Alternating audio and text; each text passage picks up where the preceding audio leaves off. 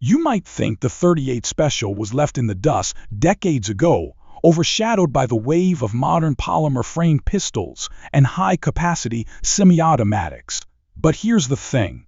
This classic round isn't going away quietly. In fact, its resurgence is starting to ruffle feathers in some corners of the law enforcement world. Today, we're taking a hard look at why the 38 Special is making a comeback, why some police agencies are hesitant about its return, and why many of us who value practical self-defense and everyday carry still trust this time-tested cartridge. Let's get one thing out of the way. The 38 Special is not some antique relic collecting dust in the past. Sure, if all you've ever handled are modern, double-stack pistols, a 5 or 6 round wheel gun might feel like a step back. But that's ignoring the fact that this round was once the gold standard for American law enforcement throughout much of the 20th century. That kind of legacy doesn't just fade away. As duty weapons shifted from revolvers to double-stack 9mm pistols, and even briefly to .40 Smith & Wesson before circling back again, the 38 Special held its ground with those who prioritize trust, simplicity, and proven performance. There's a reason so many of us still keep a revolver nearby. These guns are dependable.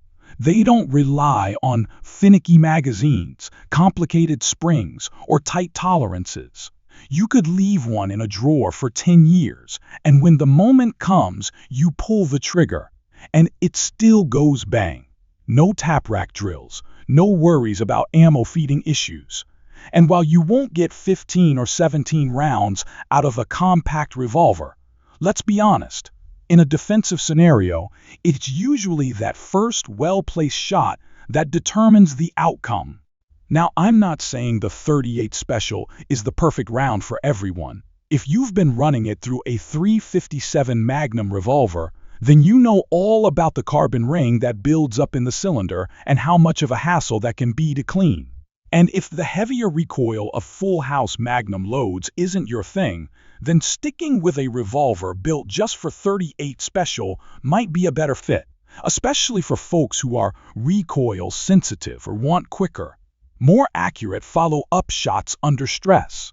The softer-shooting 38 has a lot going for it. Choosing to carry a revolver chambered solely in 38 Special is a deeply personal decision and one that's absolutely valid.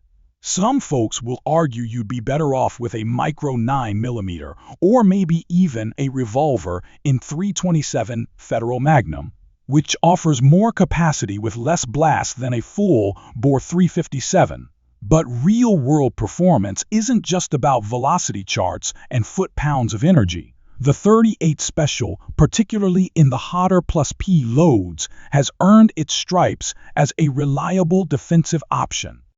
There's also an emotional side to this cartridge that a lot of us can't ignore. Maybe your first experience with handguns was through your dad's service revolver, or maybe you still keep your granddad's old nightstand Smith & Wesson as your go-to-home defense tool. There's something about the 38 Special that speaks to tradition, simplicity, and confidence. And whenever this round comes up in conversation, you can count on someone mentioning the old-school FBI Load A+P 158-grain lead semi-wadcutter hollow point.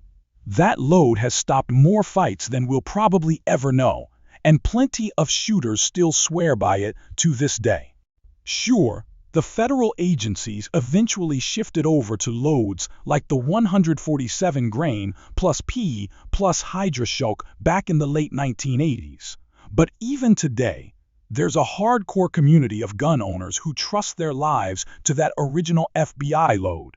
What's more fascinating is that some of those same shooters are also adopting cutting-edge ammo tech, like the monolithic fluid transfer bullets from Lehigh Defense. Their extreme defense and extreme penetrator rounds may sound like something out of a sci-fi flick, but they're no joke. These bullets offer incredible wound potential, deep penetration, and low recoil, all features that make them ideal for a revolver in .38 Special. With innovations like that, it's no surprise that this old-school round continues to earn respect in the modern shooting world. It's not just surviving, it's thriving, thanks to advances that push its performance beyond what anyone expected decades ago. Now, some police departments are starting to raise eyebrows about this resurgence, wondering if the return of revolvers and .38 Special is a step backward. But before we get into their concerns, we want to hear from you. Do you think this cartridge is just a nostalgic throwback? Or does the .38 Special still deserve a spot in the modern self-defense conversation? Let's talk about the elephant in the room. Why are some law enforcement departments less than enthusiastic about the growing popularity of the .38 Special? One major sticking point is capacity. In an era where compact pistols routinely hold 10 to 15 rounds, carrying a revolver with only 5 or 6 shots can seem like a tactical disadvantage. Agencies want officers prepared for extended engagements or multiple assailants, and a limited round count doesn't exactly inspire confidence in that scenario. Then there's the reloading factor. While revolvers are famously simple and less prone to malfunctions, no slide to manipulate, no stovepipes to clear, reloading under pressure is a different story. Sure, speed loaders and moon clips help, but they're not as intuitive or as fast as slapping in a fresh magazine. Plus, carrying them daily isn't always convenient, especially for officers in the field. Now, there's a new piece of gear that's starting to make waves: the rapid loader system. It's a flat-profile loading tool that folds into place, mimicking the function of a traditional speed loader while being easier to carry. If that's something you haven't heard of, let us know in the comments. We'd be happy to put it through its paces in a future review. It's a smart design, but it doesn't change the fact that you're still limited to 6 shots. So, while it's a clever innovation, it doesn't fully solve the capacity gap. Another point of concern for department heads is liability. If an officer is caught mid-reload during a shootout and is outmatched by someone with a high-capacity weapon, that becomes a legal and public relations nightmare. Most departments also want uniformity when it comes to firearms and ammunition logistics. Tossing revolvers chambered in .38 Special into a mix dominated by 9mm and .40 caliber sidearms just complicates things from training to maintenance to ammunition procurement. And let's not forget about appearances. Departments want their gear and their officers to reflect a modern, cutting-edge image. Whether fair or not, a revolver can come off as outdated, especially when stacked up against striker-fired pistols equipped with red dots and tactical lights. It's more about perception than performance, but perception often influences policy. That said, for civilian concealed carriers and those who stand strong on their Second Amendment rights, the .38 Special remains a solid choice. When your goal is a lightweight, reliable, no-fuss defensive tool, capacity isn't always the top concern. Even though most law enforcement agencies have moved on, the public's appreciation for wheelguns never really faded. They've carved out a permanent place in the world of personal protection, and for good reason. Despite the dominance of polymer-framed semis, there's still strong support for the .38 Special among gun manufacturers. Many are turning out revolvers built to handle the hotter plus payloads with ease. So let's take a look at a few standout models that are helping to bring this round back into the spotlight for folks who favor simplicity, trustworthiness, and tradition. First up, we've got the rock-solid Ruger SP-101. This thing is a brute in a good way. With its full stainless steel construction, it can handle the heavier plus payloads without breaking a sweat. Ruger's triple locking cylinder design, secured at the front, rear, and bottom, ensures tight lockup and smooth function. Cleaning is straightforward. and takedown doesn't require any fancy tools. What really stands out is the grip. Ruger uses a soft rubber design with inset panels that do a great job soaking up recoil. While it's heavier than some folks expect from a 5-shot snub nose, that extra mass pays dividends by making recoil more manageable, especially if you're running through multiple boxes of ammo at the range. Next, we've got the Charter Arms Undercover, a no-nonsense option that's easy on the wallet, but still built to take a beating. It's long been a favorite for those looking for an everyday carry revolver without spending a fortune. Charter ditched the classic side plate design in favor of a more robust monolithic frame, giving the gun extra strength without added bulk. Their combination of aluminum and stainless steel helps keep things lightweight without sacrificing durability. Early versions had small grips that could be uncomfortable under recoil, but newer models come with enlarged, ergonomic grips that really improve comfort and control. Plus, the Undercover is rated for +P loads, so it's ready for modern defensive ammo. Then there's the Colt Cobra, a reboot of a legendary name that marked Colt's re-entry into the double-action revolver market. When it launched, the Cobra proved that Colt wasn't just playing catch-up, they came back swinging. It features a 2-inch barrel, a Hogue rubber grip for great recoil management, and a bright fiber optic front sight paired with a trench-style rear groove for fast sight acquisition. Whether you're new to revolvers or a seasoned shooter, the Cobra offers something to appreciate. And let's face it, carrying a Colt revolver brings with it a certain pride and heritage that's hard to replicate. If you lean toward a more classic style, the Smith & Wesson Model 10 is worth a serious look. This K-frame legend has been a cornerstone of American law enforcement and civilian defense for generations. The modern version still holds true to its roots, with a blued finish, hardwood grips, and fixed sights that keep things simple and effective. Rated for +P loads, it's built to handle modern defensive ammunition while retaining its vintage charm. Holding a Model 10 just feels right, like shaking hands with history.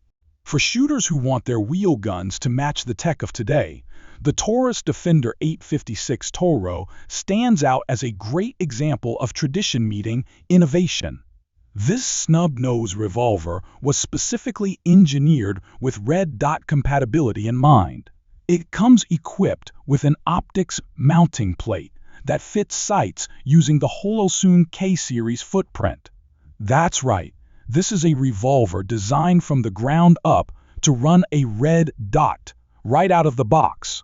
Combine that with a 3-inch barrel, a 6-shot cylinder, and +P rating, and you're looking at a revolver that fully deserves its place in the modern concealed carry conversation. Now, Taurus has earned both praise and criticism over the years, especially when it comes to long-term durability. But when they get it right, they offer some serious bang for the buck.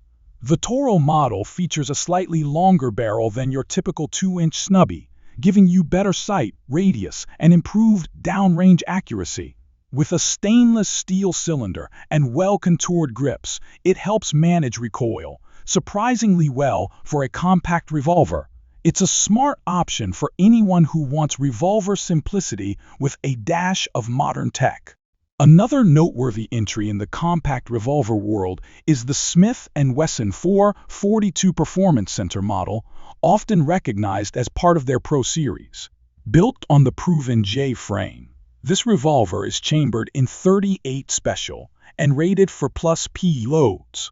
What really sets it apart is that it comes from the factory machined to accept moon clips, giving you the kind of rapid reload capabilities you'd expect from a higher-end defensive pistol.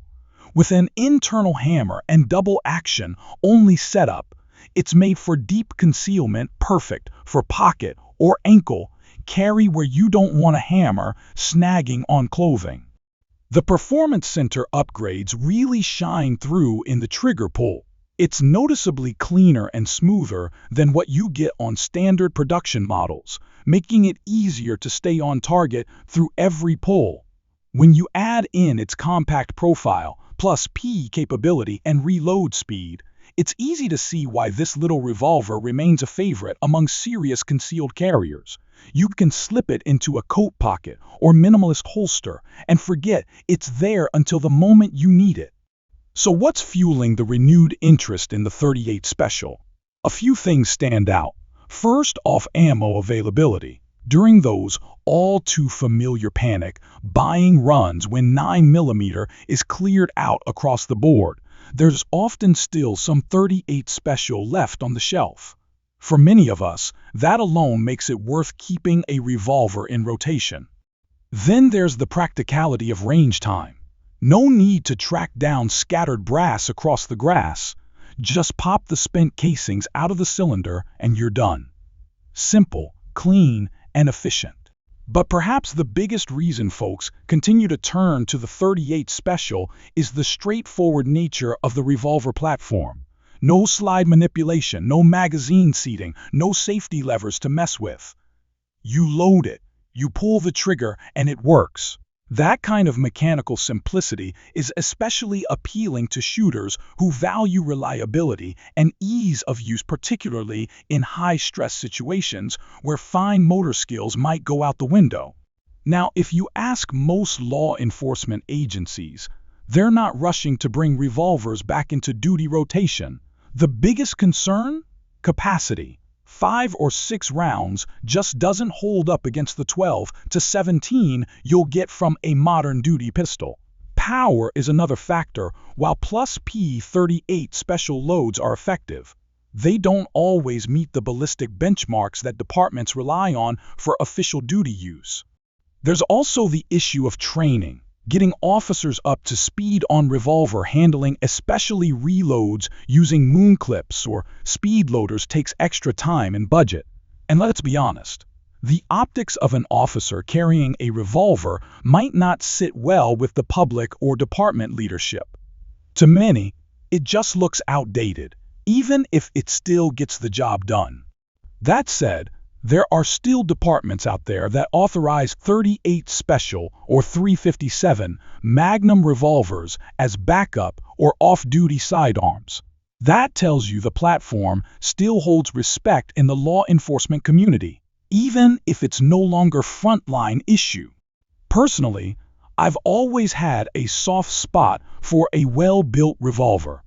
If it's comfortable to shoot, dependable when it matters most, and hits with enough authority to stop a threat, it earns its place in my EDC lineup. But now, it's your turn. Are you carrying a revolver as part of your everyday carry? If so, which model do you trust your life to? Drop a comment below. We always enjoy hearing from fellow shooters. If you got value from this video, go ahead and give it a thumbs up. Share it with a friend who still carries old school. And don't forget to subscribe, hit that bell icon so you never miss a future upload. Thanks for watching. Stay safe, stay sharp, and as always, stay ready.